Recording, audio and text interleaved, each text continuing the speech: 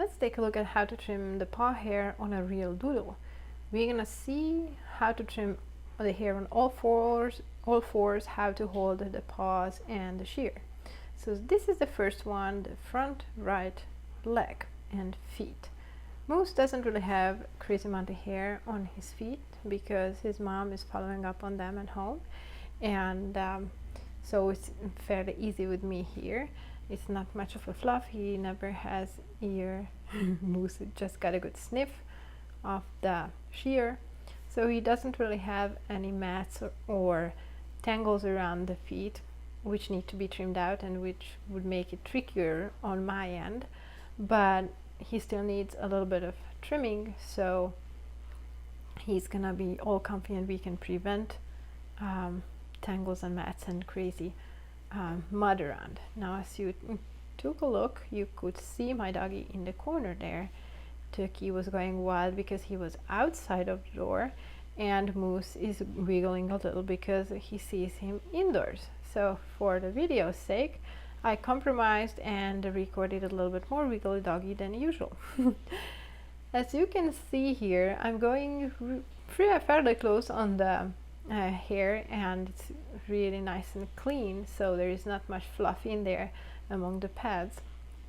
And then trimming anything which is sticking out, so it's gonna be beautifully even, and he will bring in less leaves, grass and dirt in the house.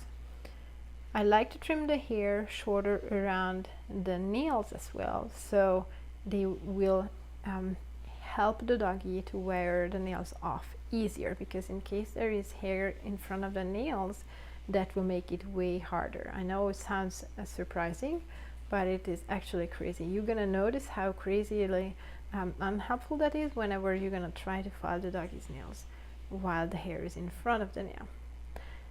Quick double check how it looks to make sure that everything is nice and clean. Removing a piece of hair which is already off of the doggy, and we are good to go. Right hind leg, that's how I lift it up, super gently, so the dog is going to be comfortable and he will know what's coming up.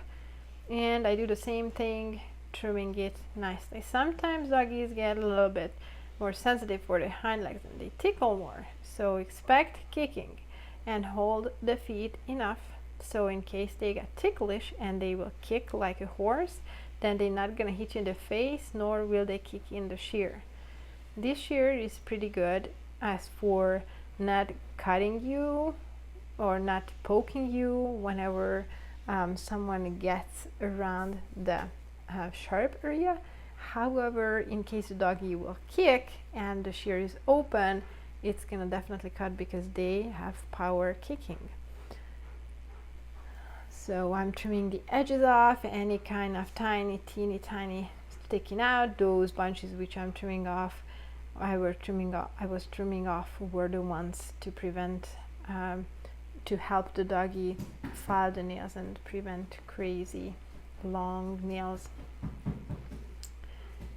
And you can see that I'm trimming the paw around, sometimes here, sometimes there. The majority is how to end up in the end.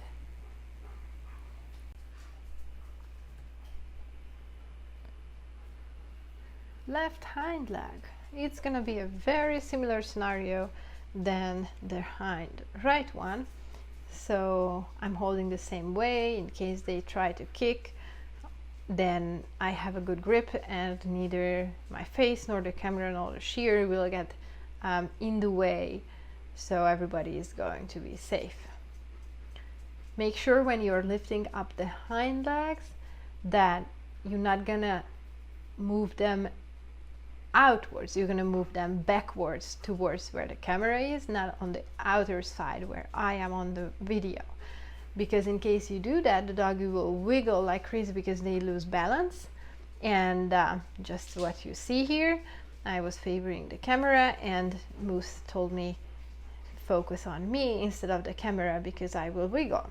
Same thing happens to your doggy. Now if you don't feel confident or comfortable doing this while the dog is standing on all fours, You can absolutely do the same thing while the dog is on his back. It doesn't really matter. Keep in mind they can kick in those situations as well. Now let's take a look at the front feet. Very similar to the other one. It's just going to be easier because you can get a better view and better hold because of the doggy's positioning. Same thing, I'm just trimming off the edges, inner sides, between the pads and among the pads, and trimming just a little on the side, on the edges, on the inner and outer edges, because in case you go too high on those spots, then it's gonna look like really short if you take a look at the paw from the top. So make sure that when you are trimming the paws from the sides, from the outer sides, and by the two outer pads where I'm right now, then you're not going too high up because it's gonna look very ugly. So you are just going a teeny tiny, so the paw pad won't be too fluffy on the sides, but you're gonna get a good nice short trim. Moose's tongue is out because they were running so much with Turkey at the beginning, so he would be nice and chill that he's still recovering from all that fun.